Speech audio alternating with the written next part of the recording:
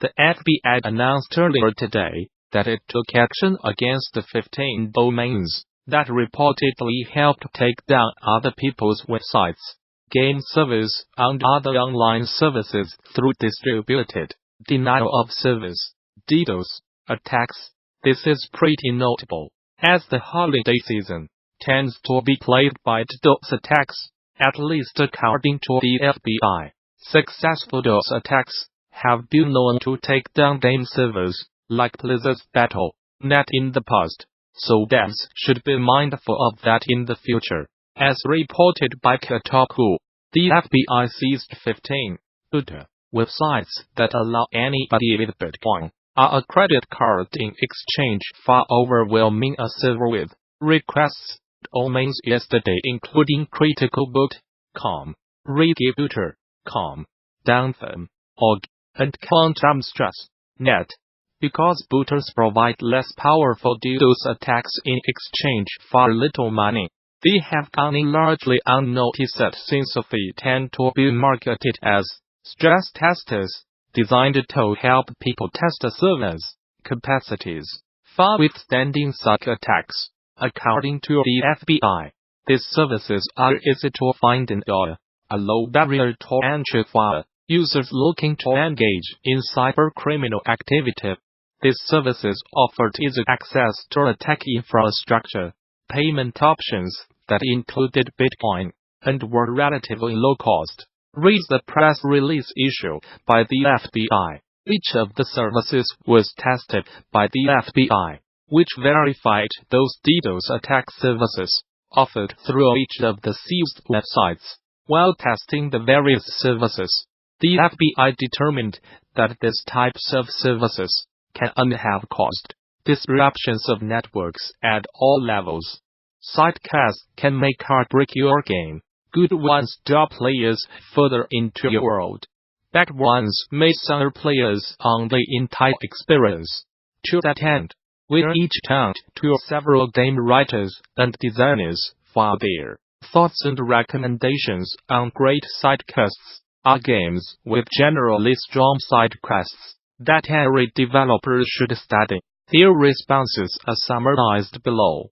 But first, courtesy of FFO Ramier Black Eye writer, designer, and Obsidian creative director Chris Avelloni, here are 4 general guidelines to evaluate everything against.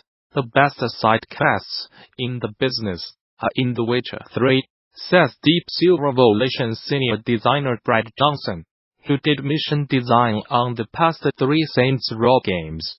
Their sidecasts are more involved from both a gameplay and story perspective than most games' main quests. I expected to skip through some boring dialogue and do some simple fetch quests, but each one kept drawing me in and kept my interest. There were always twists, trying to throw off expectations. This was a conscious decision by developer CD Projekt, which wanted every quest, even the little ones about fetching or delivering something for somebody, to be memorable. Take one of the very earliest sidecasts as an example. In A Frying Pan, Speak and Span, the player is tasked with finding an old woman's soot-covered frying pan, which she had been lent to a stranger, who seemingly then nicked off with it.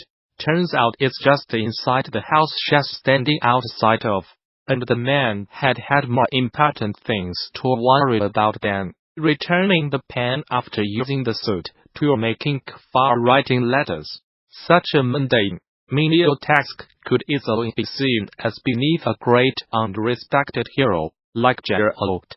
But it's presented with such respect, empathy, and sincerity that you cannot help but feel warmed to Geralt the big, tough Witcher, who holds the simple folk of the world in the highest regard. It also subtly informs both the law of the area and the story at large, and both its goal, find a crappy old frying pan, and its rewards, baked apples and apple juice, reflect the nature of the town and its inhabitants, which is exactly what Avelloni says a good sidecast should do, taking away even the most ordinary, uneventful, Routine quests can be memorable and affecting. You just have to make the effort to design them so.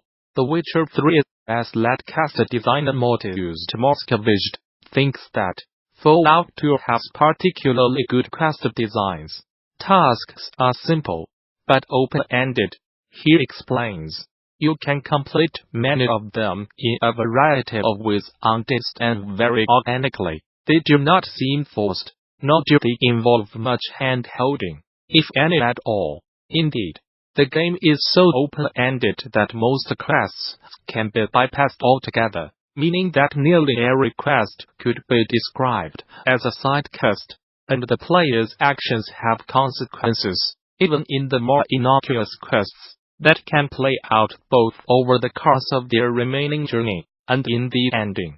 Fallout 2 also cleverly works the skill system into the dialogue, with every state affecting dialogue choices and results, rather than following the common approach of only checking communication-related skills. If you invested heavily in small guns, for example, you might end up using that knowledge to impress someone, says Moskvich.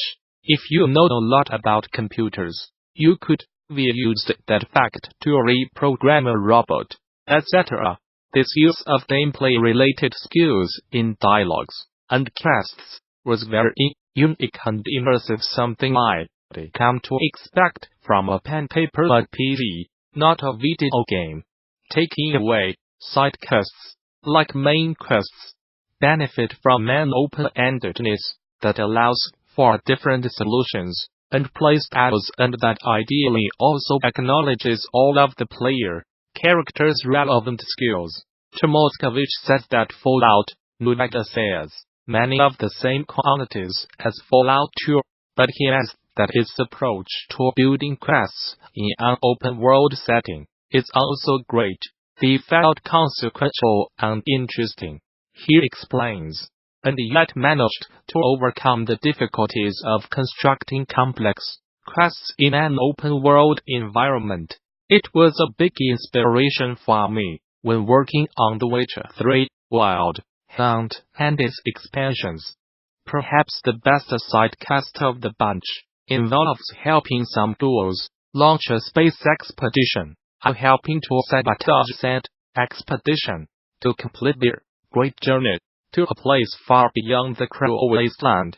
It's a bizarre quest with an eccentric, charismatic cult leader, huge super mutants that can turn invisible, the leader of whom is even more eccentric than the head duo, what with him being beholden to the guidance of an antler skull on his desk.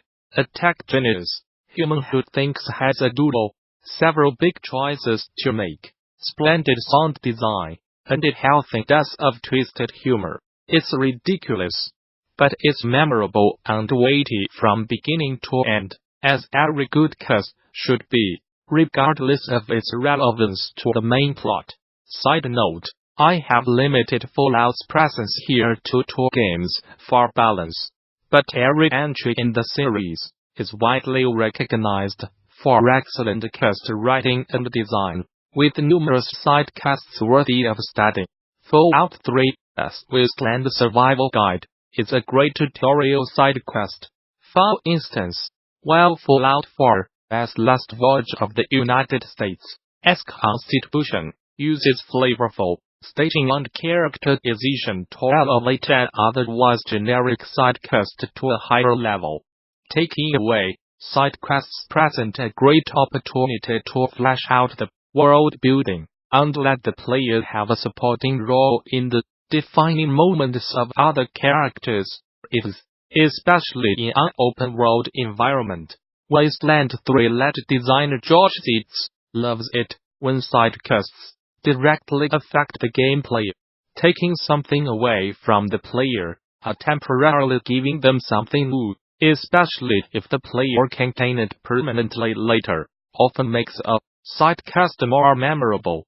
He explains. A good example comes from a quest involving Chihiro, one of the player's companions in Baldur's Gate 2.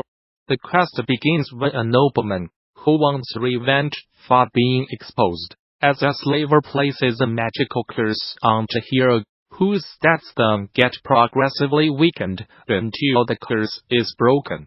Some designers will argue against the tactic of debuffing player characters until a quest is completed, but the gameplay implications of this quest were a huge motivator for me, and it made me genuinely angry at the vengeful nobleman. How dare he weaken a member of my carefully crafted party? This says that this created a sense of urgency and made the side quest feel much more personal, although he cautions that is not a design tactic to be taken lightly. Do it poorly and players will get angry at the game as much as the villainous characters. He adds that he believes that side quests should always take an unexpected turn at some point along the way, a view that he attributes to Baldur's Gate 2 as untrustworthy NPCs.